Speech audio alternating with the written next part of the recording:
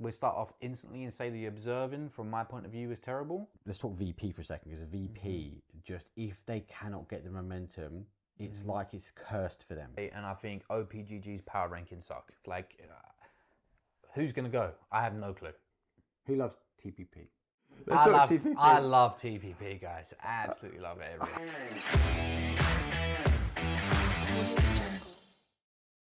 So we had grand gestures of doing a podcast from home.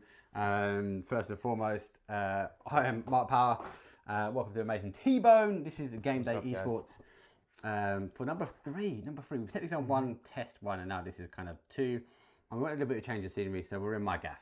We're in my living room, basically. So we've got TVs and we've got lighting and rigs, and I had this grand gesture that we're going to have all these cameras set up, and then we ended up with one camera.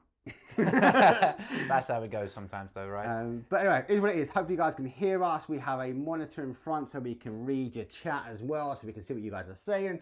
But basically in this episode, we want to go through a couple of things. We're going to be kicking things off and really talking about PGS7 and PGS8, because that's the key thing, with PUBG just finishing up, and there's a lot to talk about, lots of kind of digest in there. Then we've got, and all of that has to fold in through things from power rankings. We've got P and C. We have to talk about TPP because T-Bone loves TPP.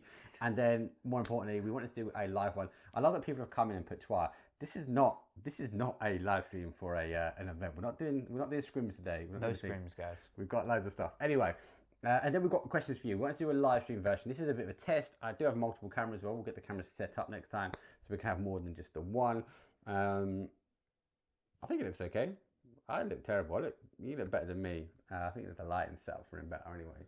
But anyway, that being said, let's get things cracking off. So, lots happened. Lots happened, right? PGS7, PGS8. Let's just over top level. How did you find PGS actually as a whole?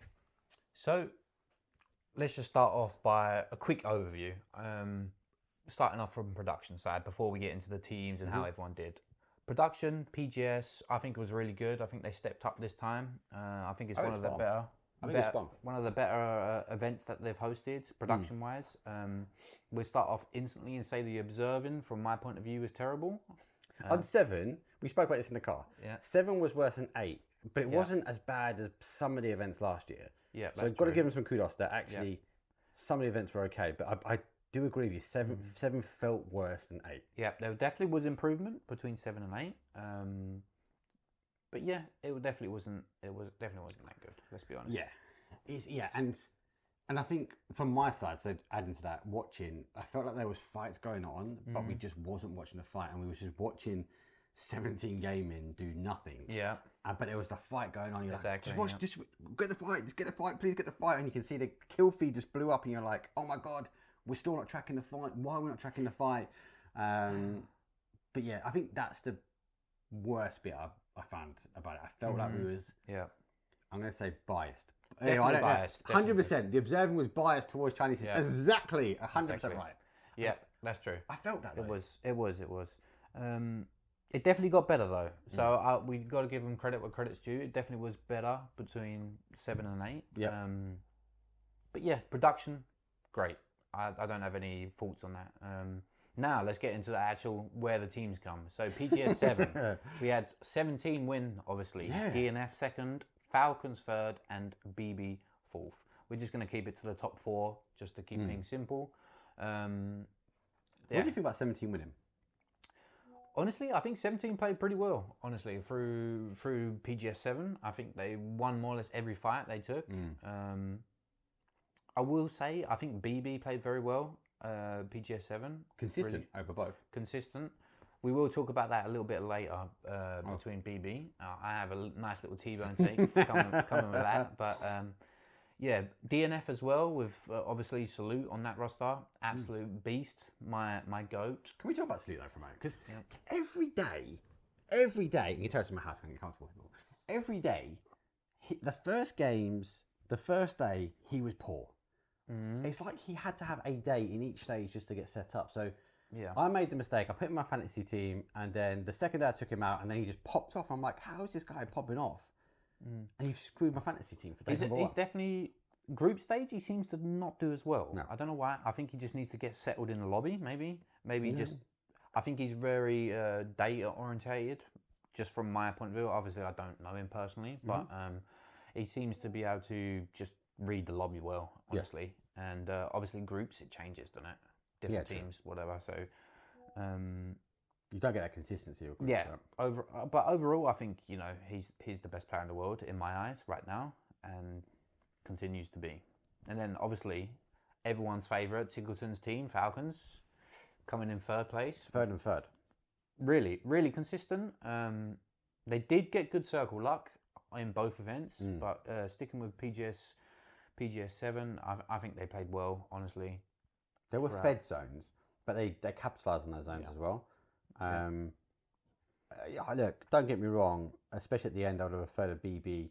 I was happy with a BB or Falcons on number 8, either or. I think Falcons might have deserved a bit more on PGS7 for me, but obviously DNF. And it was good to see.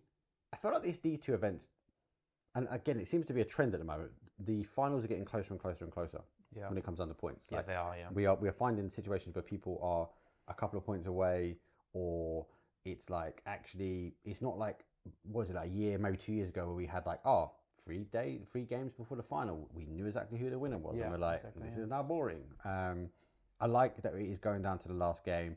Like, and even I know we're going to PGS8 a little bit more, but BBT Meduzi, you could clearly see on his face he just had no idea that he won, and the guy behind was like, "You won, mate! You won!" He was like, "Oh my god, we won!" Yeah, for sure. It's the point gap is definitely less, right? I think there was no real full feed for any team. There was mistakes from everyone in PGS7, but 17 ended up carrying that out, and I think they just played well. Good PUBG. I think PGS7 was really high level PUBG from what I saw. Then moving on to PGS8 quickly, just to go through that. BB obviously won, EMEA team finally. DNF again, second place, back-to-back seconds, right? And then obviously Falcons, back-to-back third, and then T1 coming in fourth. I like T1. I do like T1. Strange team for me. Very hit and miss, I would say. Very hit and miss.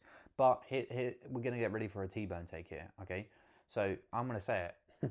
BB played very good PUBG PGS7. Yeah. I think PGS8, they actually was by far not the top team. I don't think they deserved to win personally. But they were consistent though. I think they got full fed zones. I don't think they played better than DNF. I don't even think they played better than Falcons, honestly. That's difficult. I think they played well over both, but I think they were consistent. They was consistent, but if you look at some of the games, they threw maybe 3 or 4 games they should have won. BB team can get, okay, chicken dinner aside, BB team can get to a top 4 position quite well with numbers behind them. They've normally got 4 players up, right? Should they have converted more of those? Yes, they should have. We got with so many games in before we even got a win, arguably, but eventually they did get the win, so kudos to them. But maybe. But I think on that PGS8, when I was watching, they had so many favourable zones, and they just got second place. And if they actually played like they did PGS7, they would have been 40, 50 points ahead. But they missed. Yeah, this is the thing. They missed that. Was it 38 points? It was crazy, man. Like and they would have been top of. Yep. So that's my T-bone take. I actually think they didn't deserve the win in that one. I actually think they deserve maybe in PGS7 to win, believe it or not. They did play well PGS7. Yeah. They had to work hard for PGS7. They had to work hard. They didn't get as many circles. Obviously, there is some luck. Every top team, you have to get some good circles, right? If not, you're not going to be top, just the way it goes. But they did play consistently good PUBG, that I thought. Same with Falcons. They got good circles, but they played pretty good PUBG. DNF didn't really get many circles, and we see both double second place. Yeah, it was interesting to see the same teams really at the top. I think it does talk. I know Let's Go is talking about asking you a question, which we'll come back to your questions later on, guys, but keep them coming to chat. It felt like the skill level on certain teams was consistent. It was high enough. They were performing really well. And then we looked at the bottom side of the table, especially on 7. We've spoken about many times. I want to keep in the EMEA region. Let's talk VP for a second, because VP, just if they cannot get the momentum, it's like it's cursed for them. They need to break this curse. They need to be able to go and shake off a bad game, because if they have a bad game 1, 2, or 3, that's VP done for the tournament. Yeah, Like, it's exactly that. VP is a full momentum-based team right now. Obviously, we might see we get to something a little bit later, but it's been evident, right? We saw it on online tournaments, LAN tournaments. If they get started and they get momentum, Nixie just going off and killing everyone, Beamy going off and killing everyone. I feel like they rely way too much on just healing blue.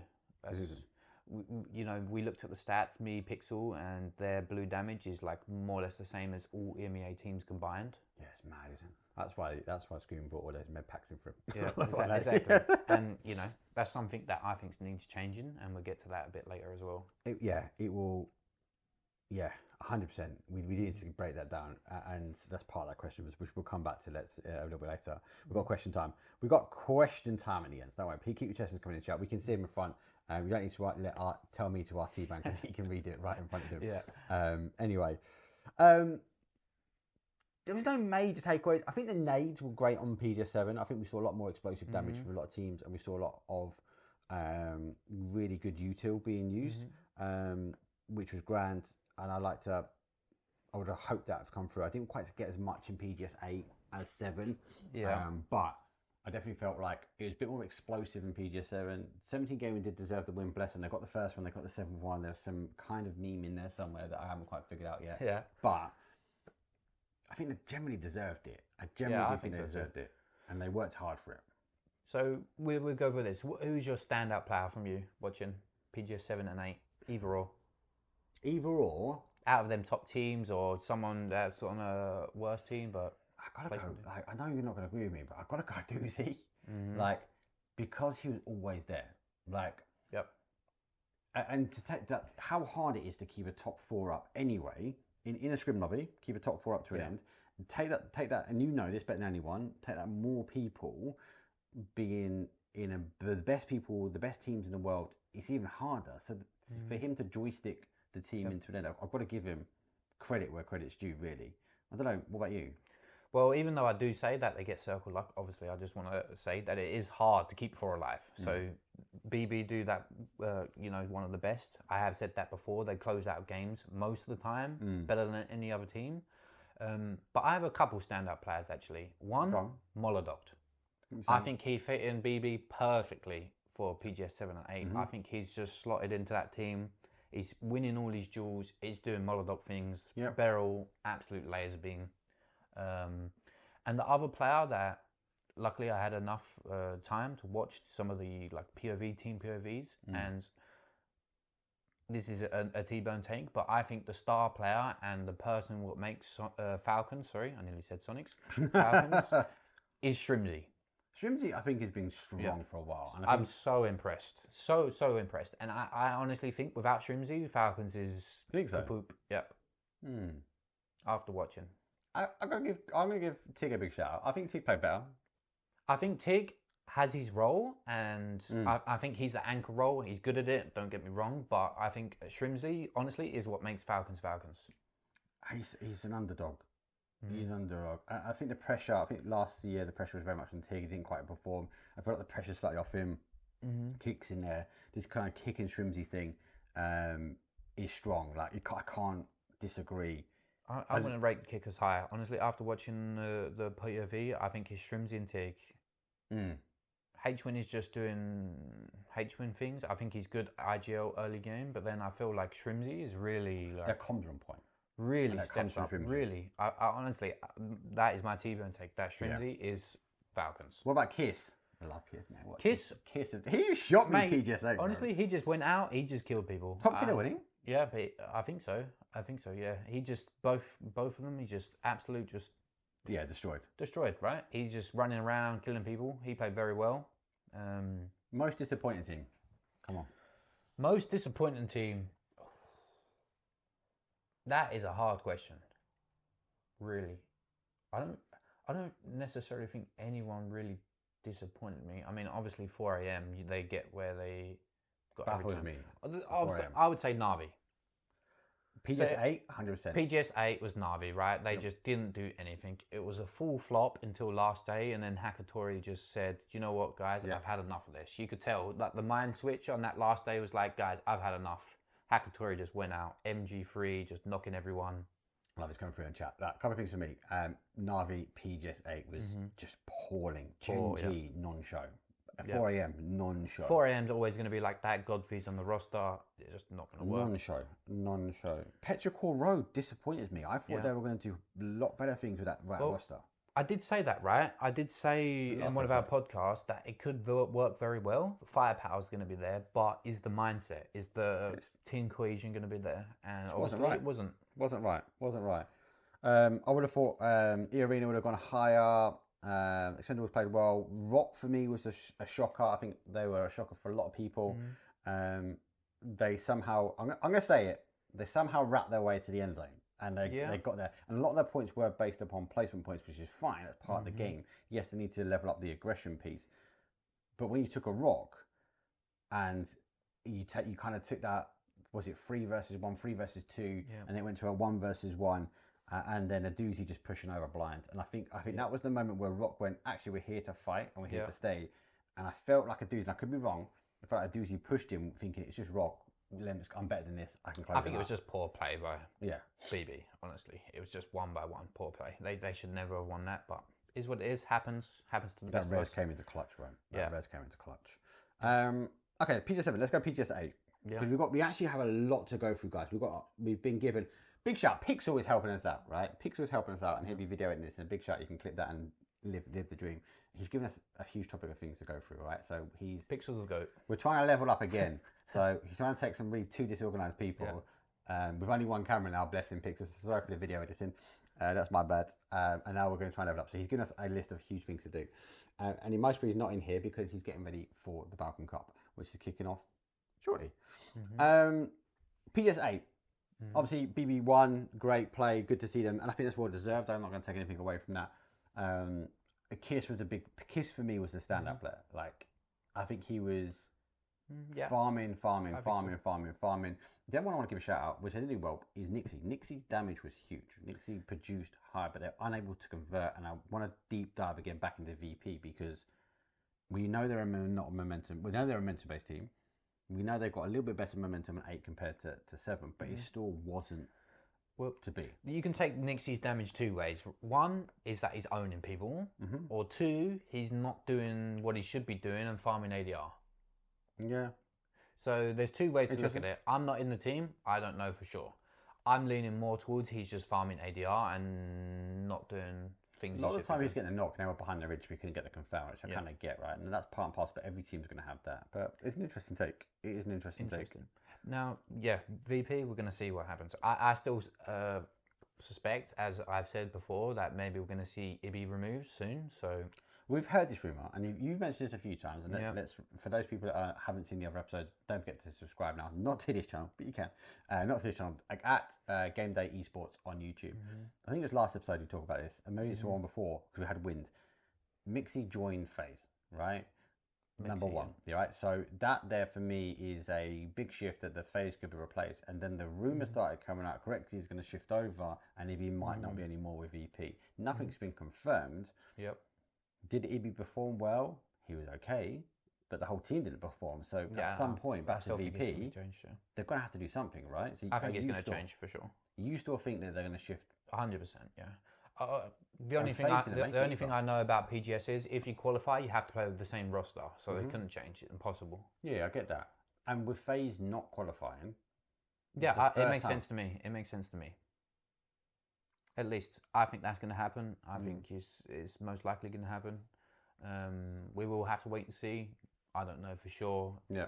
But I do think the rumor's out. The rumor's out that Ibby's going to be changing over. Ibby's going, Crex is going in, and Mixie is stepping up with FaZe. So FaZe need to change something. And I know we're talking about PGS7 and PGS8, but the qualifying, they just didn't perform, right? And it's the first time we saw FaZe not get there. We know they can get kills, right? But they're just not converting the placement points, and as a result, they're not getting the balance. And it was the first time we've not seen FaZe at a LAN. Well, there was GPT, so yeah. With the trust me, but they're okay at LAN. They're not obviously. They're not, but when you don't have that pressure, it's so much easier to play. When you're a GPT, it's so much easier to play online. You know you're in the event, you're chilling. You can just go push any team, and you're chilling. Now, if Mexi joins, well, Mexi has joined as coach. But T-bone take. Coach, as I said before. I think he could work pretty well, honestly. I think FaZe could work pretty well with Mexi. They've already had the combo before with Mexi and James, so we'll see what happens with that. Okay, this is an outside conversation. But if they do change, right, Mexi steps in, do you think the rest of FaZe will fall apart? Do you think the likes of Fex are going to go somewhere else? Not straight away, but maybe if they do really bad. Okay. That's my personal take. And that's no intake because I know you know Fex, right? But my logic is once you change one person in a roster, you tend to find the whole roster changes eventually. Yeah, it starts knock-on effect, right? It starts becoming a thing. Right, but to finish with PGS7 and 8, the one thing that stood out to me is they need to change the blue zone. I think it was so boring. It's so boring to see someone, sitting outside blues in circle 3, circle 4, and they just come behind a team was probably going to win. They played really good, and then they just knock 2 guys, and then it's GG. And then they go to zone. And then they dash to zone again. And then one thing, we did see someone in, I think it was PGS8 with 54 first aids. Yeah. So there's 2 ways to tackle this, right? You just alluded to that there. You either increase the weight of first aids. No. Right? Wrong. Or you increase the level of blue zone damage. Now, blue zone damage should be unhealable after circle 4. Yeah. Simple as that. Simple fix. Easy to go. I've always said about punishing people. If it was possible, for me, I think the best scenario is to increase the blue zone damage, but it's increase the blue zone damage per person. If you spend more time out in the blue, your damage is increasing. So the total game time, if you don't really get into the blue until the late game, okay, there's a problem there because you'd have less damage, right, compared to someone else. But if you're a Beanie, king of the blue zone, he's in blue zone from phase 3. His damage should be ramping up times 2 compared to someone else a bit later on. I think there's multiple ways you can slice it. Yeah, there's multiple ways they can deal with it, but it needs to be changed, and hopefully soon, because I think it takes a lot of competitiveness outside the game right now. There's what other competitive stuff. Panzers. How many Panzers are there? Ridiculous. Do you like them? No. I think it sucks. I think it really sucks. I think it really takes out of the gunfights and people clutch in certain situations where someone could just drive up to you, Panzer. This is why we're doing this, because he's a player. I quite like him. They're aggressive. They might be fun for you to watch. Same as the mortar, right? A lot of people that watch like to see the mortars and stuff, but there's a lot more skill in a mortar than there is a Panzer. I agree. Panzers are I don't mind the mortars. I'm one of the players that actually don't mind the mortar. I think it's fine to add in the game. Foldable shields, great. Smoke launchers, great. Just the Panzerfaust, I think, should be removed. One big thing as well for me is that we saw a lot more util being carried into the late game. And I think that comes part and parcel with the trunks, right? Yeah. A lot more people taking stuff through, people getting used to that change, people get adapted to that change, right? Huge amounts of nades, it's just how it is. It's just how it is. I think we'll see more of that. I'd like to see the blue zone change 100%. It needs a buff, it needs to be increased, the damage needs to be They need to fix it, up. Will they do it this year? Most probably not. I hope so, because it's busted. It's busted. And the last thing we got to say about PGS7 and 8, with these results from BB, they are qualified to EWC. Yeah. They're qualified to PGC. And that gives us perfect transition. Nice transition piece. To the old... to work on transition because we waffle too much. To the old power rankings, right? I'm going to get this up on my phone just so I can get it 100% correct right here. Power ranking is mental. So those that don't know, power ranking is kind of come out from op.gg, and the first iteration was quite changed. There was multiple teams, multiple of the same team. Their story is the case, and then there's this big question around people have moved. So TSM has a ranking, but the whole TSM team moved over, and TSM still have the same ranking. Yeah. It's new. I think they should change it, and they are changing it. How much they change it is crazy, but obviously we need to talk about a lot of the facts, because yes, BB team, rightfully so, due to the power rankings, are going to be qualifying through, but there are some teams there that are in question of their ranking. Yeah. So I'll start off straight away, and I think OPGG's power rankings suck. They need some serious work. T-bone take. They need some serious work. There's problems with how they calculate the score. It's not really based on placement, I would say. We've seen teams get more points than others based on a worse placement. How that makes sense, I don't know. just the overall system needs to be balanced again, and it needs to be transparent. I think personally. So let's break this down. So you like the system thought process? Forget about how it's measured at the moment. Do you like the idea that we've got a power ranking system? I don't mind the power ranking for EWC and stuff like that. I think it's okay. What about for PGC? No, I think PGC should always be qualifying through regionals. Okay. And that's the only thing that should matter. So apart from EWC, really, that's the only real major effect on power rankings. But EWC is the biggest event apart from PGC, right? So it is a massive thingy for a player. What are you trying to tie them together though? We're taking all the inputs from the other regionals. We're taking the PGS7s, the PGS8s, and they're changing their power rankings. The thing is, it's still heavily biased against GPTs because they're always at PGS. Yeah, I agree. Right, so it needs to be transparent. It needs to be. I think PGC should just be top regional teams, and it shouldn't incorporate the global stuff. I personally think, but obviously that's not how it works. I wouldn't mind seeing a player ranking. Player rankings could be cool, yeah, but yeah, just so I think it sucks. Right, I think it sucks. And they need to be transparent. They need to be transparent, and they need to fix certain situations where placement doesn't mean as much and stuff like that. So just to say, who's qualified, right? This is for EWC because the top 8 teams from the power rankings get directly invited. So we got DNF, deserved. Yeah. Twisted Minds, deserved. Well, I don't pause. Twisted Minds, they didn't really perform. Didn't really perform, but I still think they've, the whole of last year they played well. They've played good in the regionals. They've still been top 8 more or less every time. Right? So, yeah. Okay. Falcons, deserved. Yep. You can't blame them. BB, deserved. 17. I like how you missed it again. Deserved. Yeah. Now this is where it starts getting a little bit. T5. Questionable. Good last event. Good last event. I do not think they deserve to be there. Questionable. And this is where the ranking system comes into play. That I personally think maybe there's other teams. The Expendables, again, shaky. Maybe. I don't think they should be there. Yeah, I don't think so either. And then Day Trade, them bottom 3 teams is. I think there's teams that should have been gone. Who do you replace them with? Oh, it's a hard one. I love asking you last questions. It's a hard one. I still think that maybe Liquid should be over one of them. Yeah, but they didn't qualify though. They didn't qualify, but I think power rankings are good. Yeah, I honestly, it's a hard thingy because I don't know the formula they're using to calculate this stuff. I think that's half the problem. If it was transparent, at least we could understand and break it down. If it was transparent, everyone knew how the rankings work. Maybe it's. Let's take some of these other teams, right? Yeah. Navi's in 10th. Agree or disagree based on their performance so far this year? No. If it's just from this year, I would say no.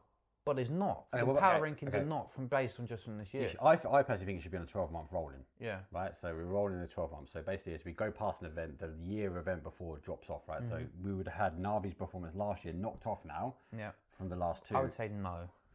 I agree. Phase plan. No. TSM? But this is the thing, TSM could just go pick up a roster and go, we're 12th power ranking. Imagine if they were 7th. Yeah, well, that's one thing we need to talk about the power rankings as well, right? The fact that orgs can now fully own the spot, fully own the power rankings, and I think from a player's perspective, it's extremely bad, right? And I'll give a bit of an example on this. Just say I am Falcons, for example. I want to kick my team, or I don't want to. I decide, I'm rank 1 power rankings. Yeah. I suddenly go to my team and go, okay, I want to pay you $100 a month now. I'm not paying you your normal salary. Because we're ranked 1 power rankings. And if you want to play in EWC, you have to accept. Because as soon as that team goes, okay, no, this is unfair. Anyone's going to jump. Boom, they lose it.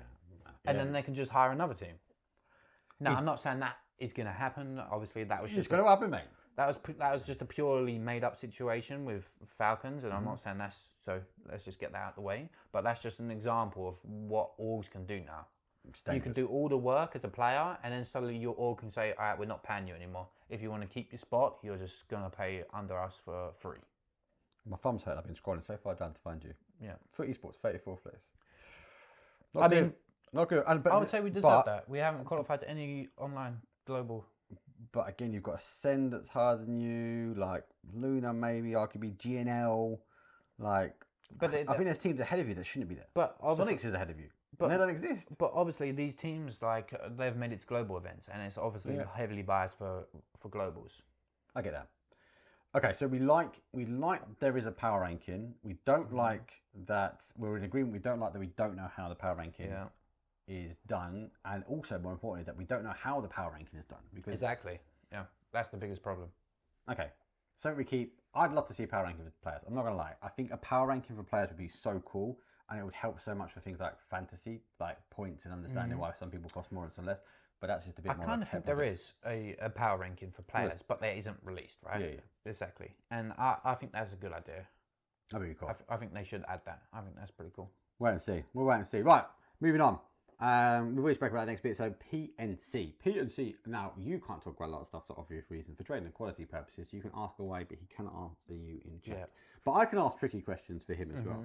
So PNC, I'll be honest, I am looking to go. I'm not picked up on a talent. I can tell you guys I'm not on a talent. So thank you for all the messages that I've had recently. But no, I am not going PNC as a working person. But for those that do know and have been watching my social media, I have been looking to go. Now, I really want to go to South Korea, one, because I think it's great. But I also want to go for this event. Why? Because there are more teams playing. The 2014 PNC. Teams, yeah. I look at PNC, and I know I like it because it's a really big event, number one. But two, I see it as like the all-star event of PUBG, right? And I don't know why it's mid-year. I don't know why it's in this middle part. I'd love to see it at the end. I'd love to see it part and parcel maybe as the PGC at the end of the year. But this is an all-star event. The best players from the best countries are all competing, and I really like that they're also obviously zone dependent and area dependent, that they can only pick up now 2 players per team. So we're not going to have a full Germany Ascend team, because arguably Koa could have gone as the coach. They could have picked up 3 plus 1 more. The coach has a say, and he could have gone, sorry, player number 4, you're not good enough, and we're now playing as a 4-man.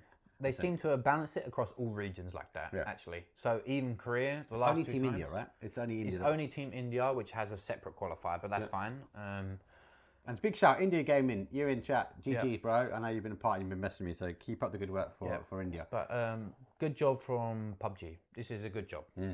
Finally, PNC, I've always said, best event, my favourite event. I love taking part of it. Yeah. You know, it's amazing. Everyone knows now it's in Seoul again this year. With 24 teams. And the city's sponsoring it. Yep.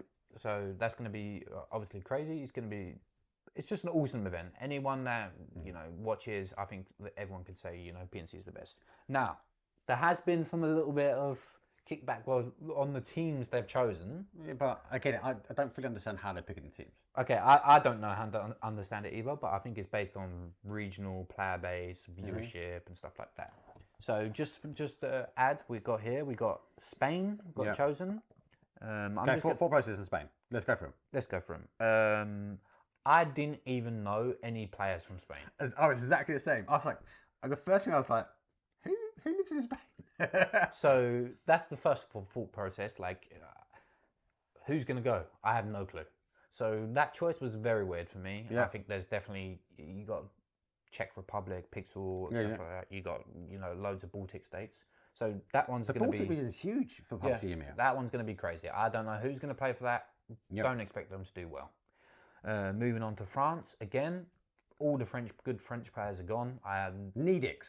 We've only got Needix. Needix is a good player. He's a legend. He is a good guy. He's a good player. Other than that, no clue.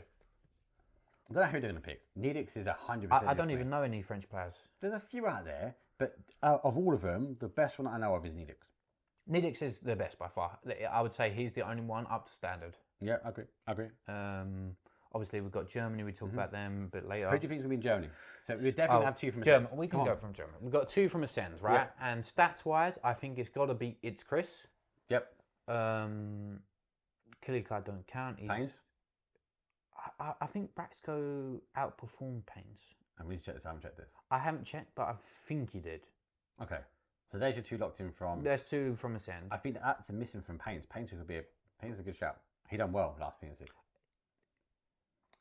Yeah, I guess. And then after that, it's when got... he doesn't agree with me, he does this funny little tick thing. I'm Oh, sorry. yeah, I do sometimes. Right. I'm not sure, right? I think Paint is decent. Paint is the man, bro. Yeah, Paint is the man. Then obviously it's got to be Micah. Yep. I don't know how you... Which is interesting because Mika, because he was ex-Ascend, Yeah. booted, not booted, left, didn't leave. Yeah. Playing back with his old boys. Don't know if he still talks to them. Yeah. Interesting. Now the fourth is if the rule's still in that you can only have 2. Yep, the rules are. If the rule is there, I'm honestly not sure. And Germany's not sharp players. It's not like they can turn around and go, oh, we don't have a lot of players. Germany does have a lot of players. So Justice, right? Yep. Justice, that's got to be the 4th. Coach? Only one question, right? There's only one really, Koa. If they're going to take Koa, I don't know. I think they might take a player, but who knows? Player as coaches, though. If they do a player. That's what they should do. I think the rule should be that if you're not actually a coach, then they should just be a player. Take a player. Interesting. Okay. Yeah, it has to be Justice, it's Chris, Pains or Braxco. Maybe it is Pains. I think he did have a good event last year. Pains done well. Yeah, I think he had a good event. And then obviously... But he won't get in if he didn't get the points. If Braxton did trump him, then he's in. Yeah, that's true. Interesting. I think it's I don't know that for the stats for sure, right there. Moving on. Go on. Who's on your list? I can go on my list if you want. I've got it here as well. Yeah. Then obviously we got Indonesia. I don't really know too much about that region, so I'm going to pass on that. India, we got our man here. India gamer. Indian Lovely. game. It's a full thing. It's a full I team. don't think you guys are doing really well, but I love that you're there. You just got to play your PUBG and don't try and adapt to the other players. That's my only take on this one. And please give the world a shock. That's what I'm going to say.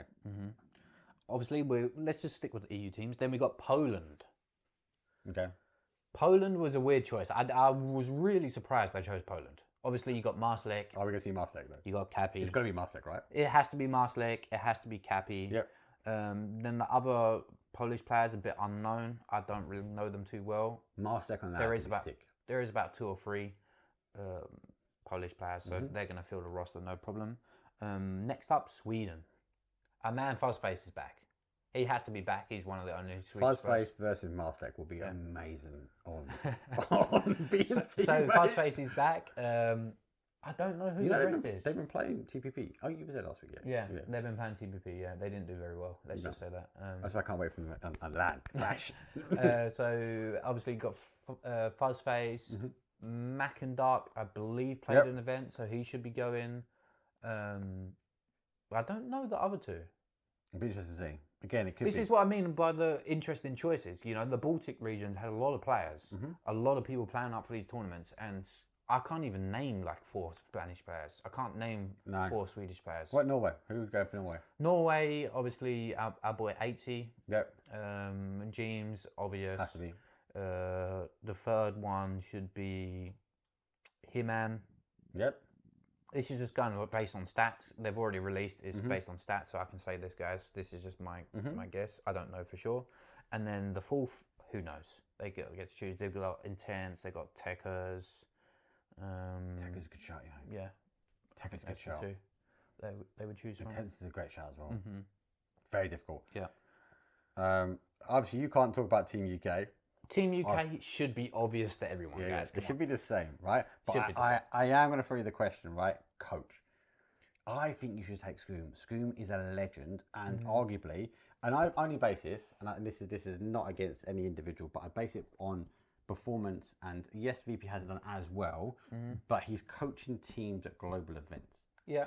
So I think there's a lot he can put in, and there's a lot I think he could bring to the table. And as a UK fan, especially that I'm going, and hashtag there best be UK shirts in the shop because I need one. I'd like to see you guys do well, and I think you need to change things up from last year. Not the player base, but I think your play style last year compared to the year before wasn't great. We'll have to see, honestly. Last year PNC, was a shambles. I didn't sleep, properly. We had some things going on in the team, personal stuff, not like T-Bone was grouchy. Honestly, I'm an absolute. Everyone wants to punch me if I'm tired. Let's just say that. But yeah, I'll be shouting in the crowd. T-Bone takes. But T-Bone takes. We'll see. I honestly, I don't know the rules yet on how the coach is picked. Maybe it is going to be Schoon. Maybe they're going to do it based on performance of team. I don't know yet. The coach is not coaching, it's the player, isn't it? Yeah, I think it'd be a better pick again. But that's my only thing. Again, I've got no issue with the We'll see. coaching of us before, but I just feel like it needs to change. And we're not going to change the players because we haven't got a huge amount, right? So that's the only. I'll take your word. We'll discuss it with the boys. That's all I'll say. I'm going to be there. I'm going to be there with a massive Union Jack. We've got the biggest one. I'm going to be shouting T-bone takes. Sounds good. Hopefully we do good this time. There'll be no change, obviously, Australia, no change with America, South Korea. All the other teams is going to be hit and miss. This across the region, obviously, Tiggleton's going to be going and stuff like that. America's, I don't know. So the Americas, anyone can look up this, by the way. If you want to know who's going to be on the team, it's the top 3 players. They've already released this from PEC Fall or NA's version, PASS, and PEC Spring 2025. Packy be my MVP. Oh, look, it's the GOAT. Gwen's here. You're the GOAT, Gwen. So that's the 2 things. And I'm really, really, really happy PUBG made that decision. Yep. Because one thing what was happening was that all these old players were coming back. I'm going to go join EWC to qualify to PNC. And I personally think it was terrible. Yeah, I agree. So I'm really, really happy they only took former events and not... It needs to be the all-star event. Yeah, it needs to be players that have been playing. Yeah. So I'm a firm believer that you need to be playing the game and you should have been active in the thingy to be able to qualify to EWC. Agreed. PNC, sorry, not EWC. EWC could be as well. Yeah. Yeah, I'm interested to see. I'm intrigued. I actually do like the two players per team rule as well. I really love that. That's great. Because the last 2 years, especially when we come first and second, Korea had full rosters. Yeah. And it was just busted. Germany was playing as a 3-man, +1. Yeah. 3+1. It's too unfair. I agree. I like it. And you guys in the UK can keep your roster split so we don't have any problems.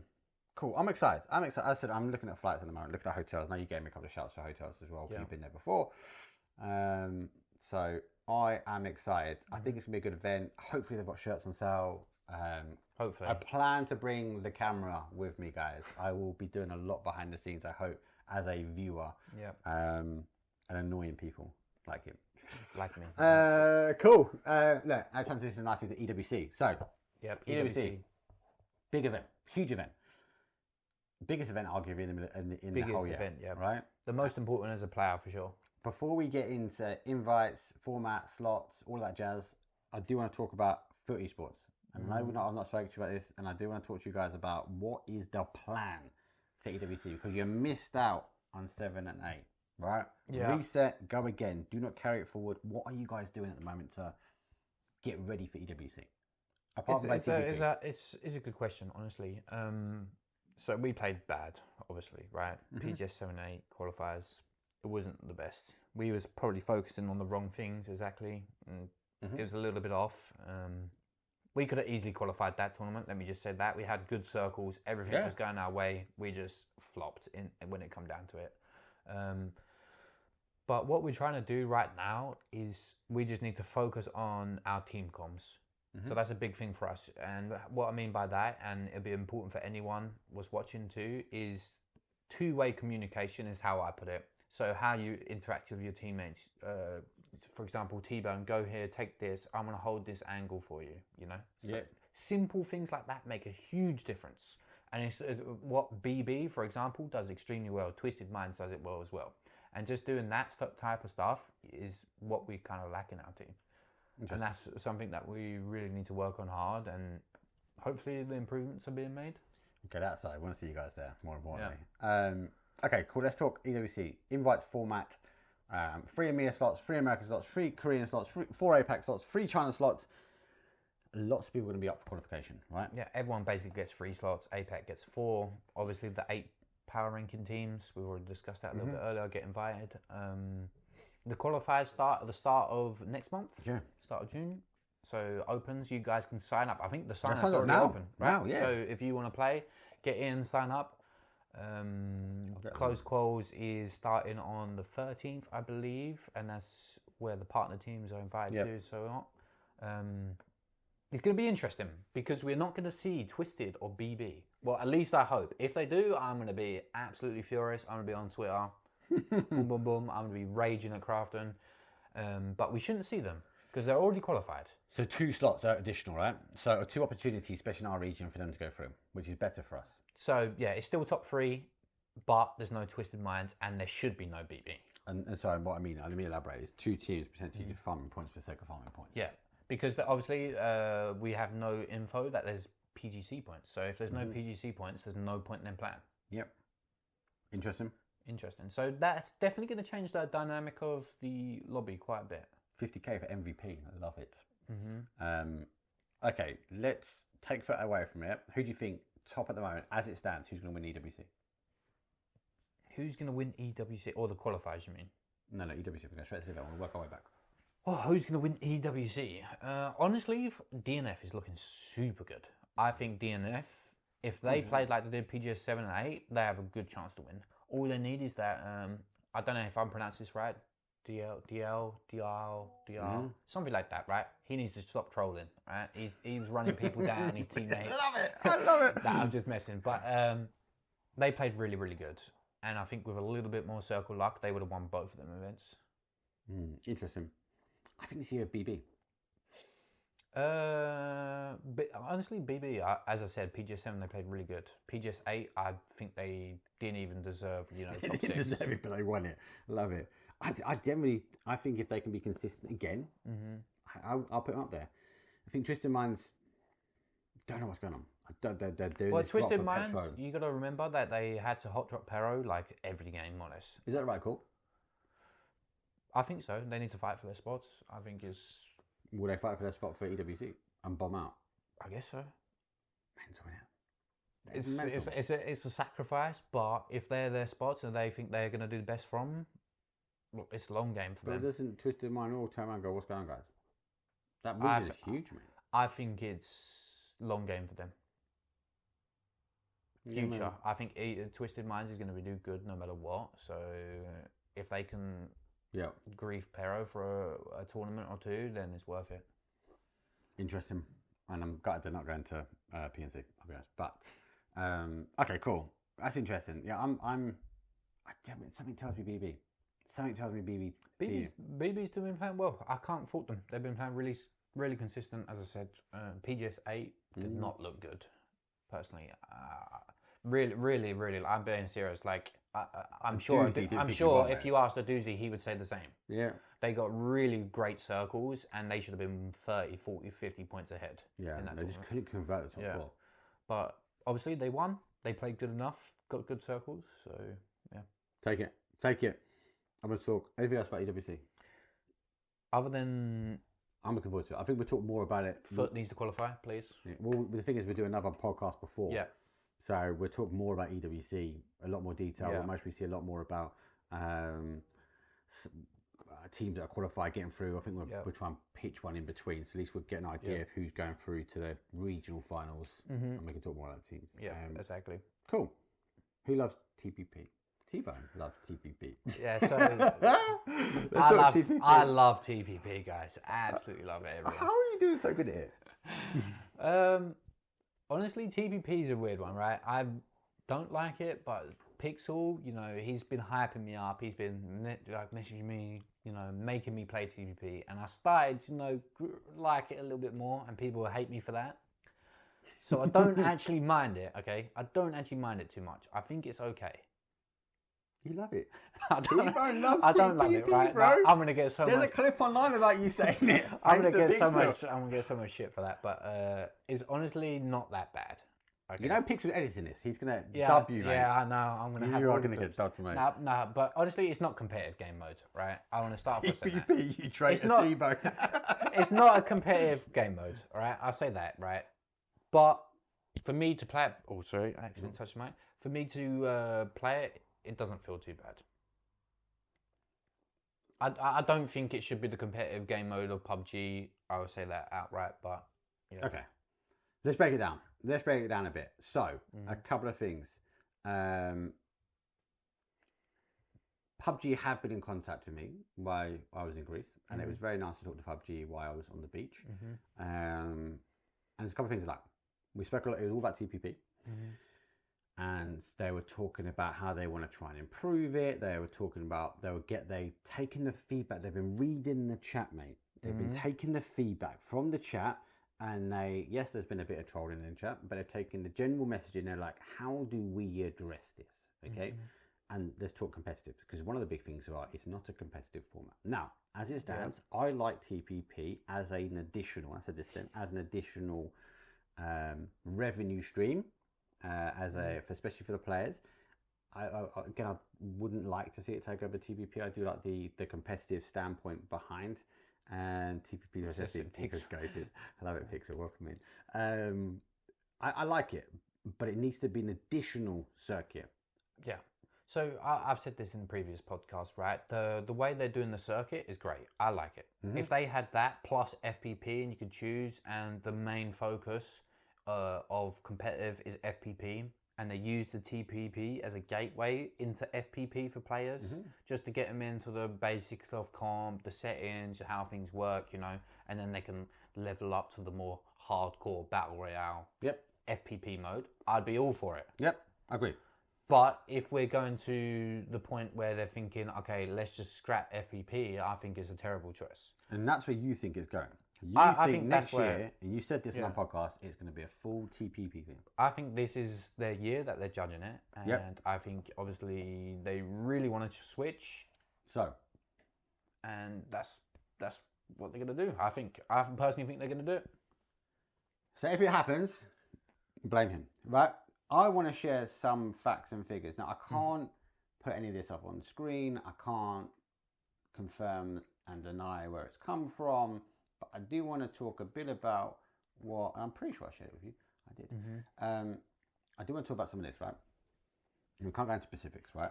But the biggest thing here for me is I was shocked. And one of the biggest things I said to the guys was how many people are actually playing in TPP, right? Yeah, there's a lot. Now, I can't say the number, but it shocked me.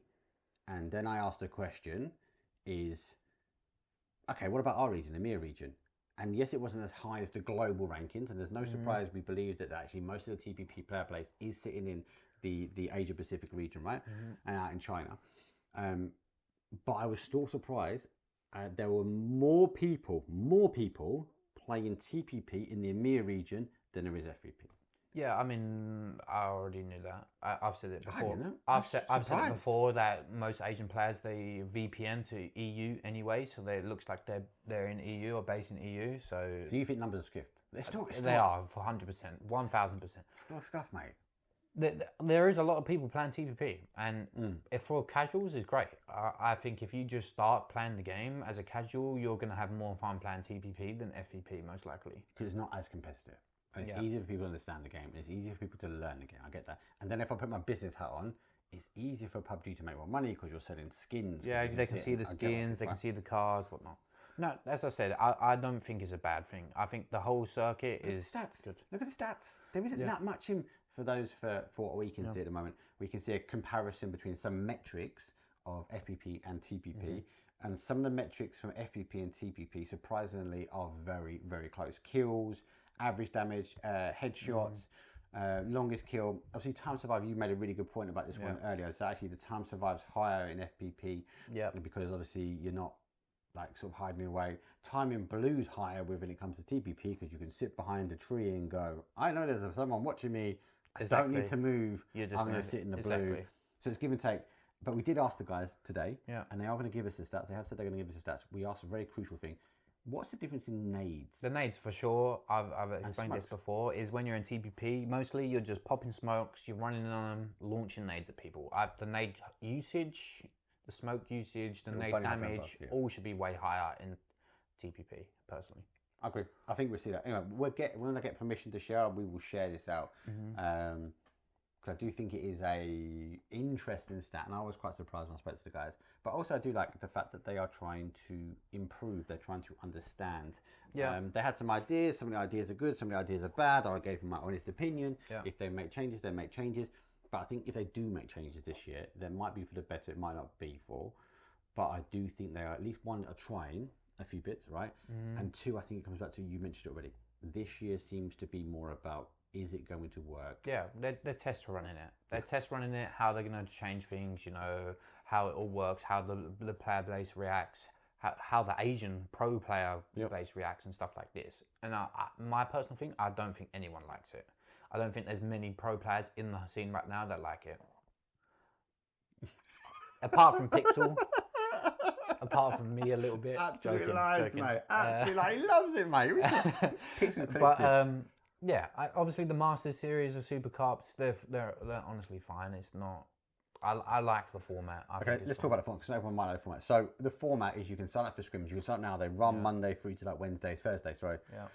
If you get enough points, you get invited to the weekly series, which is the Cup. So we had 1 week last week. I'll be back on #plugin. I'll be back on the channel tomorrow. Where we do Saturday and Sunday. You've already qualified last week, so you won't be there. But people that come through the scrims got enough points. They fight the invited teams, and the invited teams will go through. One interesting thing actually I spoke to the guys is actually I said, do we still need to have the invited teams? Do we have to invite the FPP players? It'd be really nice for me personally as a caster to see new names coming through. Like, don't get me wrong, I love casting. They should do it based on like if you don't want to play, like because I'm not sure, but I would say I'm not sure what I can say here, but we have to play it. Yeah, and I think that's part and parcel of like getting the event going. But I think they're getting to the point now where they don't need you to play it if you don't want to. Yeah, if you want to go in for the extra money. Yeah, exactly. Great. Like we have to play it. Yeah. And I don't think that's the best for most players. Some players might not want to play it. Simple as that. I think they're getting past that point. I think they've taken that. I think they've taken that, and they were talking about this with me, which is really good. So I would personally like to see, and even if it's a less viewership, right? I'd like to personally see people come through the scrims, get to the cups, and the names that we don't know make money. Not getting wrong, like you guys making money, all good for that. But they're making it through to another stage, and then the Masters for me, I'd like to see the bigger names starting to appear until that gets whittled out, and we have this whole TPP environment and a whole FPP environment, and eventually I'm hoping to see TPP people transfer over to the FPP. I mean, you've already seen that more or less every single tournament that the FPP players absolutely dominate anyone what comes from TPP. Mostly. Every time. Some people are still struggling with it, especially throwing nades out. Yeah, every single time, like there's always been the FPP players on top. Yeah. Every single time. In our region at least. I don't know about the other regions, haven't watched. No, I think it is. I think that's globally, right? Yeah. But this is why, with no disrespect to you guys, I kind of want to flush you guys out of the system and see what happens with TPP. I still think we're going to see that problem when the TPP guys transfer across to FPP, but at least there'd be a gateway into more competitive. Well, I mean, they should be the gateway. If they had TPP as the gateway into actual comp, then I'd be fine with the whole system. Would you like the whole system being completely separate? Would you like a whole TPP circuit and a whole FPP circuit? If you could have the Cups and the Masters in FPP and also TPP. Then that would be fine. Be really intrigued. I've seen the numbers. TPP is just not competitive in that way. It's way more boring to watch. You know, I actually take this and I actually withstood and just watched a whole event, Masters back. You know, I watched it all back because we was playing. Loved it. That's why. And I watched the stream. I watched everything. The podcast. And I was watching it and I was just like, this sucks. Like I'm watching it, no more random stuff happens. You don't have players sneaking up on people and taking out 2 or 3 mostly. You know, it's just you're the observer's just on a guy proning behind a wall watching people, and it's just like, yeah, this is boring. They have highlighted that. So they highlighted the early game. How could they improve the early game? Which I think is interesting. They're throwing some ideas about. I like that PUBG are engaging and they're talking to players, they're talking to talent. I like it. All for it. Keep it going. Obviously, I can't say too much more about that. But yeah, this week we've got more of the Cup, and then we've got another Masters set, another 20k up for grabs. Yeah, I mean the prize pool is great for players, right? Honestly, it's great. You know, we got second in the last Masters. And I can't knock PUBG for that. They're trying stuff. Should have got first, mate. I mean, we would have got first, but you know, VP got full gifted the zone. So did at the end on the last game, and a TPP. There is 0 you can do when someone gets gifted. There is absolutely no fighting back. Nothing you can do. If a team gets circle shifted and get luck, that's it. It's GG. Well played. Let you guys. So obviously, you guys are taking us in some questions. We can see your questions coming through in front. We will come back to the questions, so do keep them coming through, and we will scroll and talk your questions shortly. Look, I think there's more to see. Look, I'm going to expect to see changes for the next Masters. Yeah, I generally am. Will there be good changes? Will there be bad changes? I don't know. All I'd say as a community, just embrace it. And then back to your point about it's different. It is a very different game. It's very different. Yeah, It's a different game. Yeah. Very different. It's very different to cast as well. Yeah. The games don't unfold as part of caster. I'm not the best player. I understand how the game works, right? I understand how you guys move and use to train, and how when I look at a map stream, I can give or take guess who's going to fight next. Yeah. TPP, I'm still trying to learn that because people play and they move very differently within the train. You have to, right? You have to. Because everyone has vision on everything, and you don't know how many people in a compound because they can just be fully hidden. Yeah. Whereas you might see people just send it and crash. Yeah. And things like that. So. That's So good change. One of our last topics here: the changes to loot and the patch notes, basically, of train changes and stuff like that. We can start off with cover flares on all maps. Fantastic change. Personally, thumbs up. Like it? Thumbs up. Great change. Like they're just one of the things that should have been in the game anyway. I think it's cool. No point having it only on one map. Super cool. Destructible train. Destructible train is going to be interesting if it comes to comp because it's going to change a lot of things. I agree. I think it's going to change how you guys play the game. I think there's definitely going to be situations where you're going to be mortar in a middle spot, you're going to drive in, you're going to park your cars, you've got to dip, you can prone. Yep. I think that... You could dig people out of compounds quite easily. I think you might even, if they add C4s, maybe, I don't know, you could mortar around your compound so people can't drive in because they hit the dip and then they slow right down. At least C4s are not like, as they say, nuclear grenades, right? Yeah. I quite like that prep time. So it definitely will make new playable spots, that's for sure. And you can just nade, for example, you're on the top of a hill, you nade, you sit in the dip, and then you've got full coverage by sitting in the dip. I've tried it on the Tego, and it would change the game a lot. Could it be cool? I think so, but I'm not sure. Especially when we get those end zones, especially on those rondos, etc. Let's say it all comes across all maps, right? Yeah. So the Monday scenario, the patches across all maps.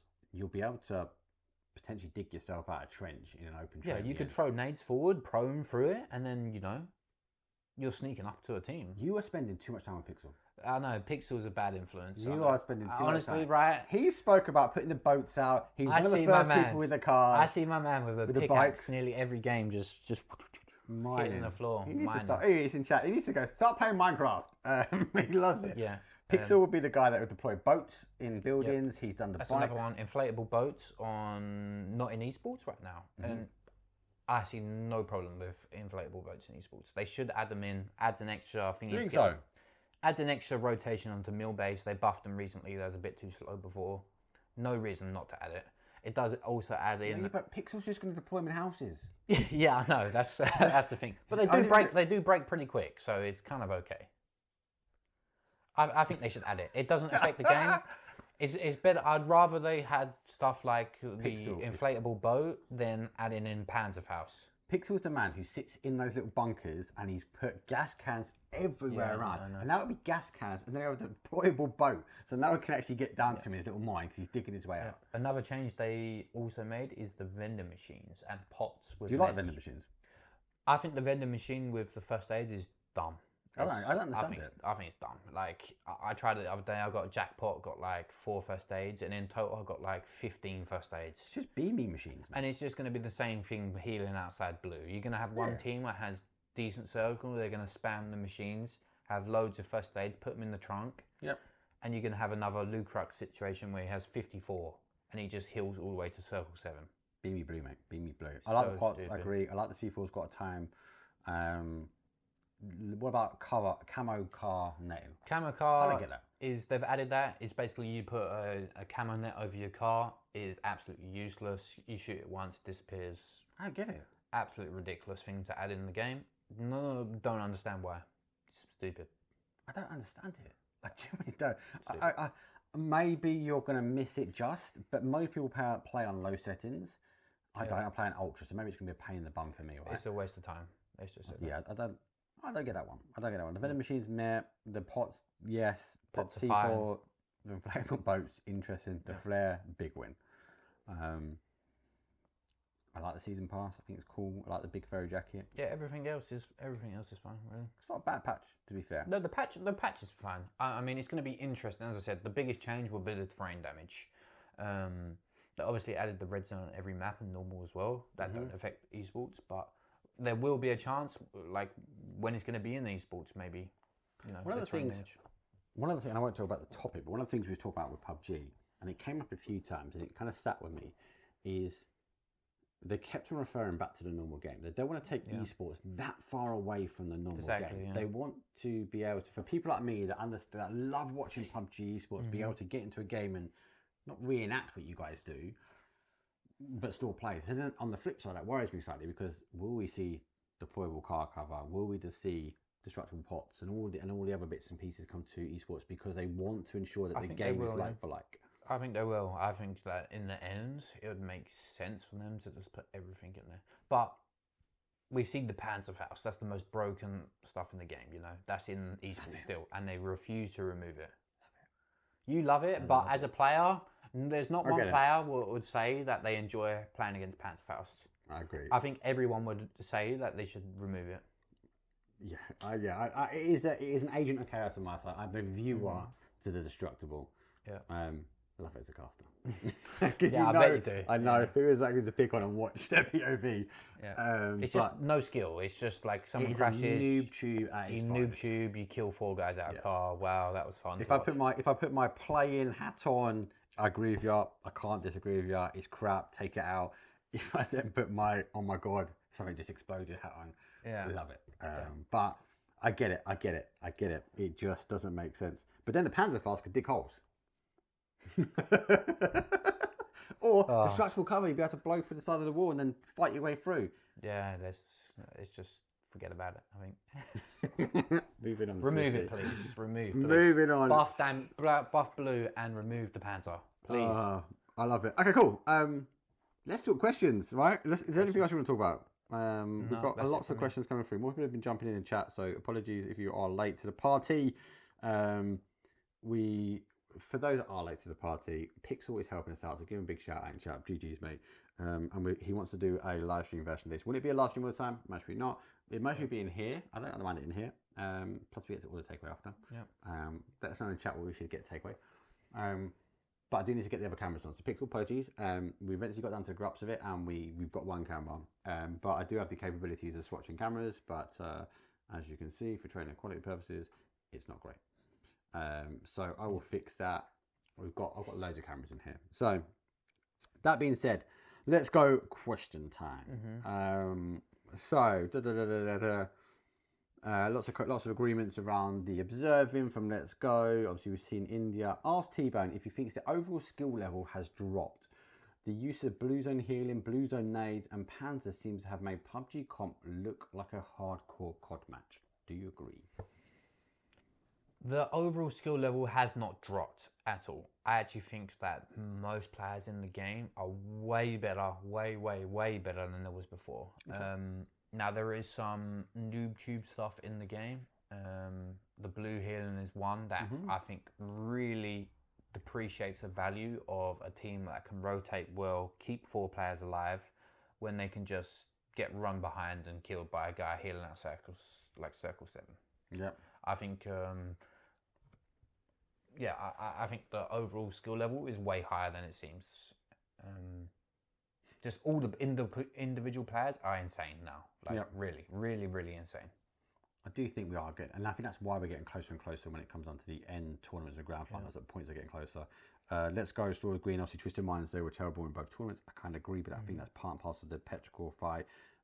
And you mentioned it before, are they just hot drop in to keep all their section? T-Bone, you failed us. Love it.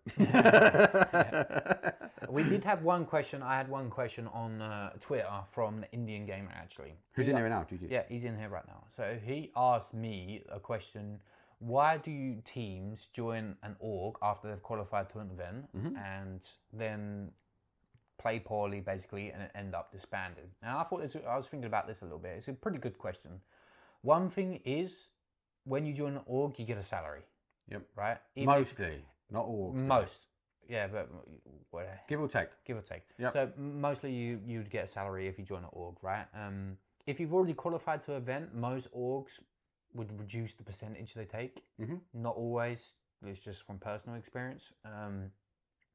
Then when a team does badly, and you've got an org, it seems to like, I don't know, you seem to like additional pressure, and you start fighting a little bit, and then one player don't feel safe, and then he wants to leave, and then the whole team just falls apart. But isn't that down to orgs? I'm gonna say like Falcons that have got great back staff that work on psychology, that work on fitness.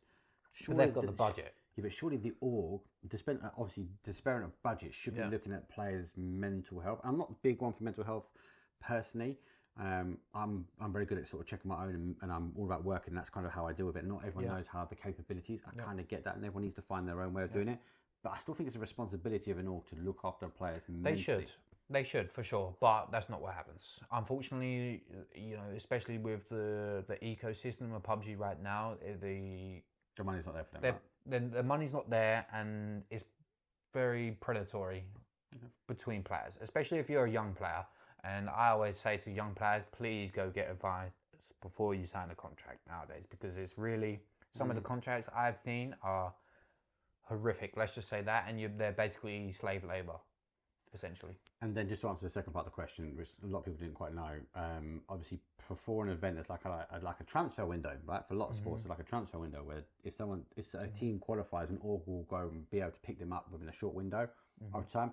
Once they've picked them up, they play the event, they can drop them as soon as the event's finished. That's what we see from a lot of orgs, because PUBG don't put any rules in for any of these orgs. They don't put, you know, salary minimums. They don't put, you know, the same what Riot does and other game organizers. They put in restrictions, and you got to have certain guidelines. PUBG doesn't do any of that. It's free for all. And obviously, because the ecosystem isn't there anymore, there's no money for orgs, there's no skins, there's nothing.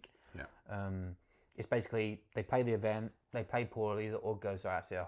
And then they've got the power ranking, and they can go pick up someone else. Right? Yeah, exactly. Let's go down to some of the other questions, because we've been tagged in quite a few. Another question about PNC from Watching Nerd.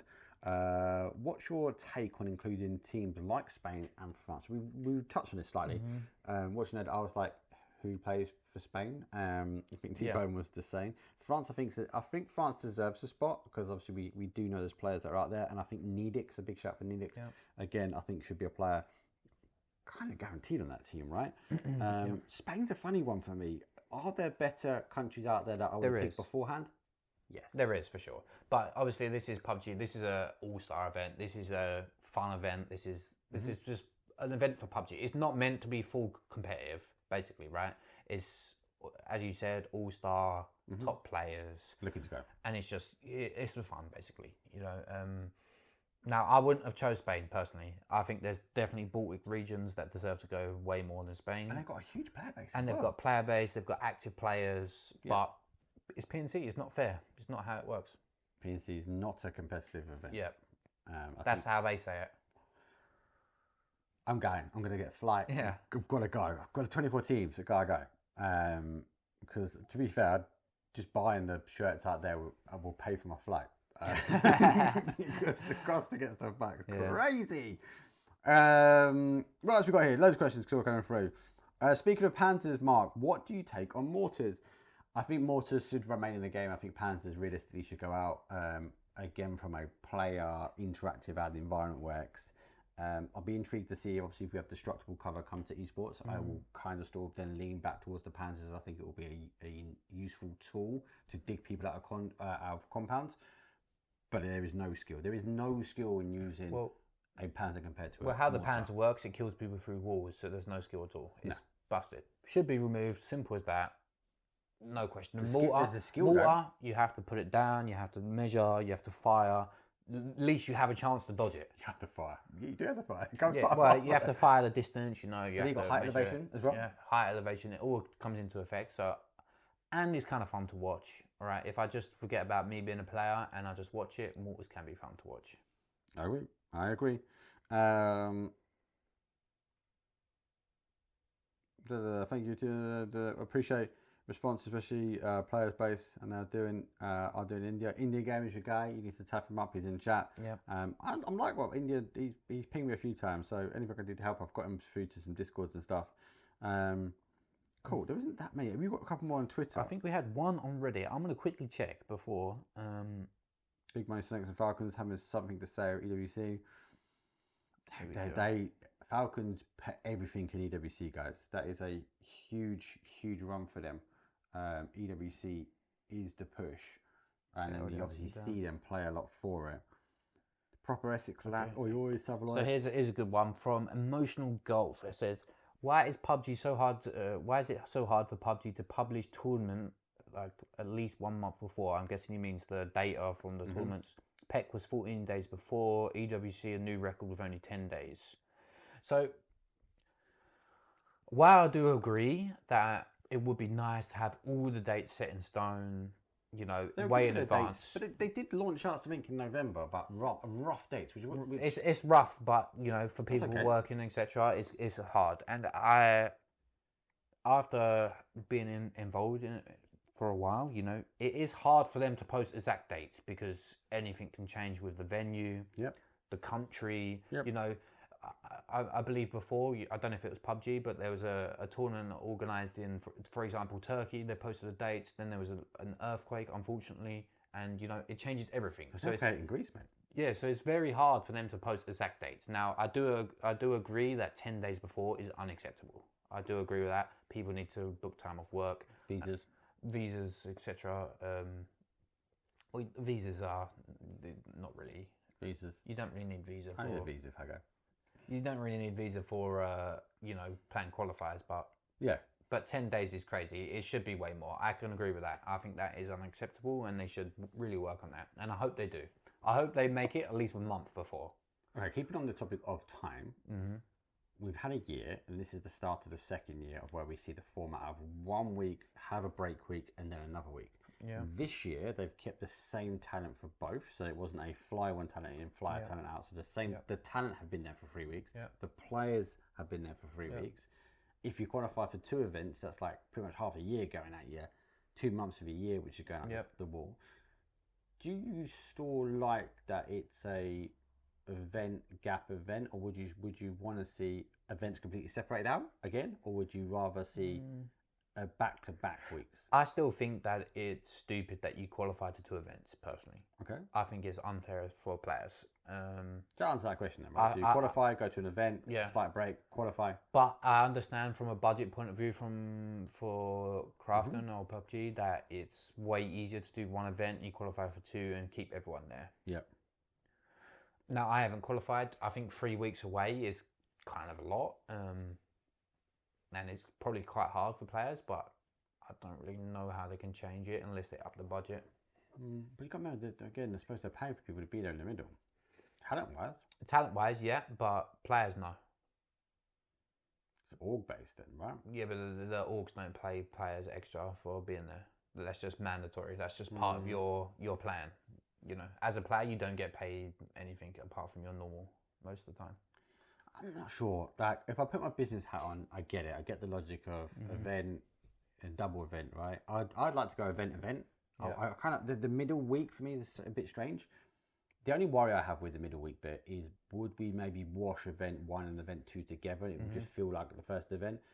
I kind of like, I have to go back, and I always come for the podcast, I had to go back and kind of watch a bit of PGS7 to get back into the groove. Yeah. Because I feel like the second event kind of always outweighs the first event as well. And I don't like that format. I don't like qualifying for 2 events. I think if they could and they spent a little bit more, it'd be better to have start earlier in the year. Yeah. You play 1 event, then you have like a month or break, play another event, and then qualify. I'd rather them have 4 PGSs or even 3 PGSs like that instead of 2 than 2.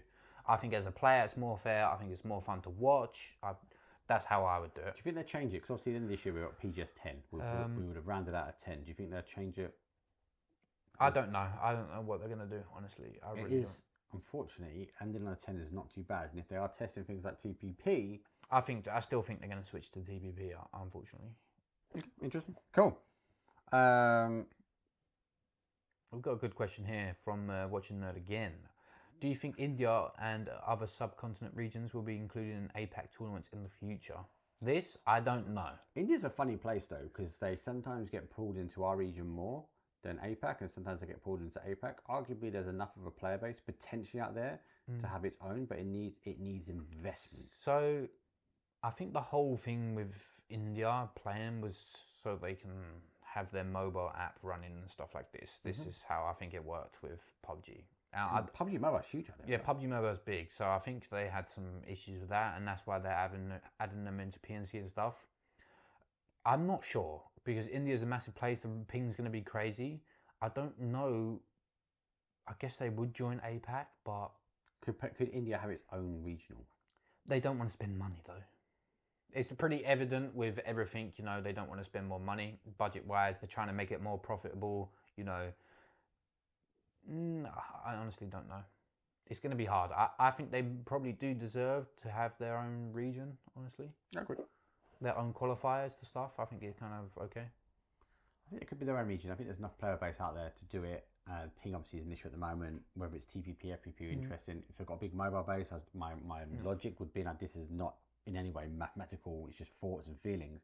They would prefer a TPP base because it's more like the mobile. But obviously mobile's got a different POV, has a different view distance, so there's a lot of variables in there as well. So,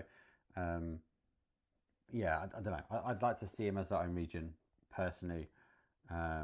This is a really good point from Motorsoul as well. I really like that. This is something I brought up. It'd be okay if they used the final 16 teams from the original qualifier to run another grand final to qualify for the second tournament. Now that, I think, is a great idea. I personally think there should be 2 qualifiers because, honestly, you get lucky once, then you qualify to 2. Unlucky. Boom, you're out. Yep. We missed, for example, last year, PGS 5 and 6 by 4 points. Okay, so let's run the scenario, right? You qualify for one. You take your teams across, right? We do the group stages. From the group stages, we take the final teams. The final teams go through. Yeah. But then the group stages that haven't qualified, they get dropped out, and there's another qualifier running in. So when we come back, then they would have to then ship all the people back out. But they don't have to do that. As I said, they could just make 3 PGS events or 4, and then just spread them out more, so it's different. Yeah. But obviously, I don't know. It's interesting. We don't know. We don't know their budget and everything like this, so it's definitely a hard one. Yeah, I do think maybe one less now will give it more breathing time. Yeah. Or you bump PNC to the you know, as a player, when you're just sitting there and playing, you know, I haven't been to an event now. I've just been sitting at home doing nothing for. What do you mean we've been doing this? We're doing this, but event-wise, you know what I mean, right? So if you don't qualify, there's only 2 spots or 3 spots. You sit there and you just do nothing for months. And then you have, for example, now we've got EWC, PNC, EWC, and then another qualifier. Yeah, I think it's going to be tough, mate. I do think it's going to be tough. And if you don't qualify, you sit out the rest of the year. So basically, you've got 6 months of the year dead. And then you've got a big thing in the thingy where you're flying constantly. I mean, this is what we raised last year, right? Is that the event, the format we've got at the moment favours that. But it does make sense from PUBG commercials. You're paying for a set of a venue a couple of times a year. Sense. I think they should just space it out better. I think we should start earlier in the year. Have maybe 1 month, 2 month max break in between, and then just is solid after that. Cool. Right. You wonderful people. I think we'll leave it there. It has been fun. Thank you guys. I will sort out more cameras. Well, Pixel will tell us if we're going to do some more live streaming. That's up to Pixel. I think the plan is, and if we do live streaming, guys, we will put it onto the other channel. So if you can, go onto YouTube now at Game Day Esports. Obviously, you'll find us on there. This is episode number 1. Tell T-Bone to stream, Mark. I tell him all the time he should stream, but he just gets distracted. I want to put it in the chat. Yeah, you pop the link in chat. Go over there, subscribe. We're going to edit this down, and then we're going to pop it over there. So I'm going to delete this probably from our channel. Hopefully you guys enjoyed the live stream, the ability to interact. Whether we do more of these, as I said, it's down to the big boss Pixel at the moment because he's in charge. But the next one, logically for me, is going to be more about EWC. So EWC. The next one's going to be all round. So the EWC, we'll know more about the PNCPs. As I said before, I want to go to PNC. I want to take my cameras. I can't take this. This is a beast. That's bloody heavy. Yeah. But I do want to do a little bit more out there. Content wise, if you guys got any ideas or content you want to see behind the scenes, I'll be there. I might even strap a camera, GoPro to T-Bone's head Yeah. if he's going. Yeah. The only thing I'll say is, please, guys, if you're in the chat, follow, subscribe. Yep. Spread the word, guys. Spread the retweets on Twitter, etc. We're really trying to grow the podcast. We're trying to help you guys out with content. We'll answer all the questions, etc. Yep. So yeah, that's all I got. And we are looking to bring guests on as well, so we can bring in remote guests as well. We're still in 2 minds. Let us know as well if you prefer a homely setup or whether we go back in the studio. It makes no difference to us. It's pretty much in the middle of our house. But that's it from us. Thank you very much. We'll see you guys later. Peace. Thanks, guys.